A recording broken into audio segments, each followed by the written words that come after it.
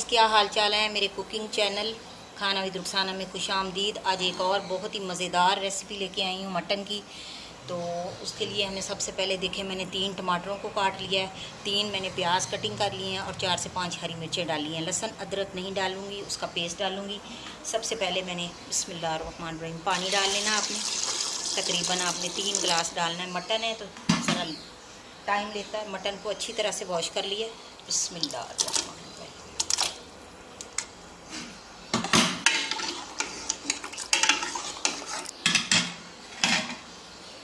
इसको हम थोड़ी देर के लिए प्रेशर लगा देंगे। अब हम इसमें डालेंगे ये लहसुन अदरक का पेस्ट 2 चम्मच के बराबर। जो ड्राई फॉर्म में इसमें मैं स्पाइसेस डालूँगी, देखें बहुत कम स्पाइसेस के साथ मैं खाना बनाती हूँ और बहुत ही मज़ेदार बनता है।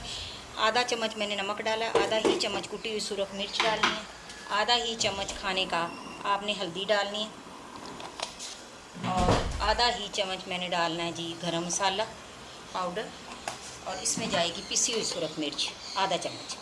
तो ये चीज़ें डालने के बाद, हिलाने के बाद इसको मैं तकरीबन 10 मिनट्स का प्रेशर लगाऊंगी, 10 से 15 मिनट्स का, और उसके बाद हम इसमें ऑयल डालेंगे। तो वीडियो को कंप्लीट देखना है आप। इसे कुकर का हमारा बिस्मिल्लाहिर्रहमानिर्रहीम प्रेशर लगा दिया, वेट लगाती हूँ तो 10 मिनट के बाद दिखाती हूँ। का प्रेशर लगाने के बाद ये सूरत हाल है। टमाटर के छिलके मैंने सेपरेट कर लिए हैं।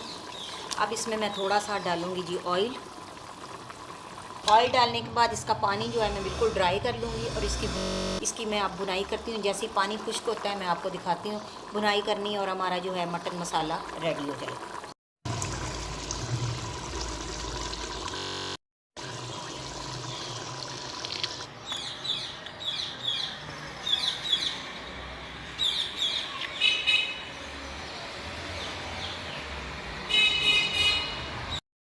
माशाल्लाह माशाल्लाह हमारा मटन जो है मसाला कितना अच्छा और मज़ेदार किस्म का रेडी है। देखिए ऑयल निकल आया।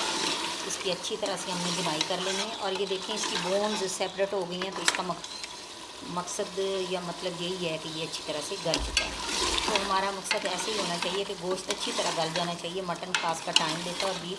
तो चलें जी, चूल्हे को करते हैं बंद और उसकी करते हैं हम गार्निशिंग। जी मैंने कुकर में ही आपको प्रेजेंटेशन दिखा दी है। तो उम्मीद है आपको मेरी ये वीडियो पसंद आएगी इंशाअल्लाह ताला जब आप बनाएंगे, और मुझे बताइएगा कमेंट्स में। और अगर मेरी ये आपको रेसिपी पसंद आए तो काइंडली मेरे चैनल को सब्सक्राइब करना ना भूलिएगा। जज़ाकल्लाह।